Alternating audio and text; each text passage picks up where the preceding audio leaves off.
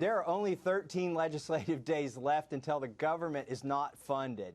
Yet, when I look at the list of committee hearings this week, it looks like a list of paybacks for all the August fundraisers the Democrats did. This week alone, there are 3 climate change hearings. One is in the Financial Services Committee, the macroeconomic effects of climate change. One is What are they going to talk about? Banks going all paperless?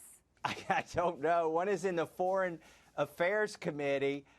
Because about the Amazon burning, and then one is in the committee that was made up by Nancy Pelosi just to placate her base, but it's the Committee on the Climate Crisis. Of course, they're having a climate hearing. So no less than 3 hearings on the so-called climate crisis this week.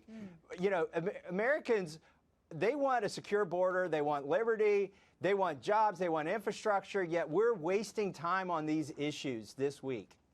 Yes, and more people actually support the rescheduling and legalization of cannabis, which, you know, if you get the federal government out of the taxation business, that could be a big boost to communities across the country. But they're not doing that. They're not rationally tackling the parts of healthcare where Congress could have an impact. And I think pressing forward with these impeachment hearings is so ill-timed because your colleagues have to know that as soon as the calendar flips and it's 2020, there will be no commingling of these 2 stale parties.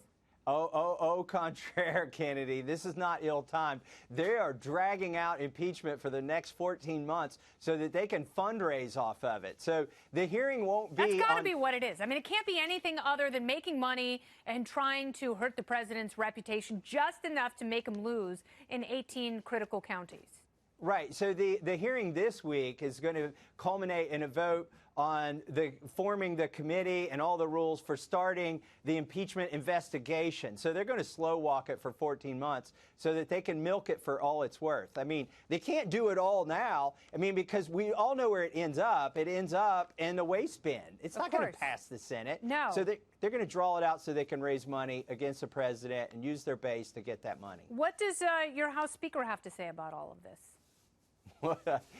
Well, that's the funny thing here. I mean, she knows that ultimately impeachment, if they were to impeach the president, that's why it would help the president probably in some regard. So they're going to drag this thing out. They may never even have a vote on impeachment.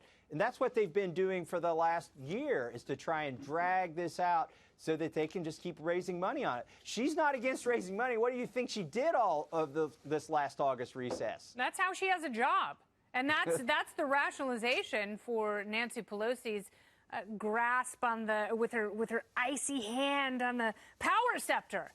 Is she can raise money. She knows how to fund these campaigns, and she'll be damned if she's going to let some progressive squad run her electables out of the industry. You know, but there are, as you alluded to in your monologue, there are things we could be working on. Yes. For instance, just in the banking for cannabis, you know, there are several states that have legalized marijuana in their states, but Kentucky hasn't legalized marijuana, but we've got industrial hemp, and the banks are having problems dealing with industrial hemp. They're afraid they're going to get in trouble. Yeah. So we could, you know, the dope growing states and the rope growing states could get together and solve this banking problem for cannabis. That's one of the things that we could be doing. They absolutely should. There's no reason this should be a dangerous cash-only industry because it does put some of these dispensaries at risk, and it also invites its own brand of corruption. So they have to figure something out. That used to be Congress's job. It used to be, and the problem is the rules on the banks are federal rules, so they can't solve this on their own, and it's interstate banking. So we should just solve this. I think if the Republicans had passed a bill to repeal the federal prohibition on marijuana and just left it up to states, whether it's legal or not, fine. we would still be in the majority. And I mean, I want to see us move forward, but the Democrats are missing a heck of an opportunity. They could do what the Republicans failed to do, which That's absolutely right. They all talk a big game, but they can't walk, let alone walk and chew gum. Thank you so much, Congressman Massie. Thank you, Kennedy. Very good.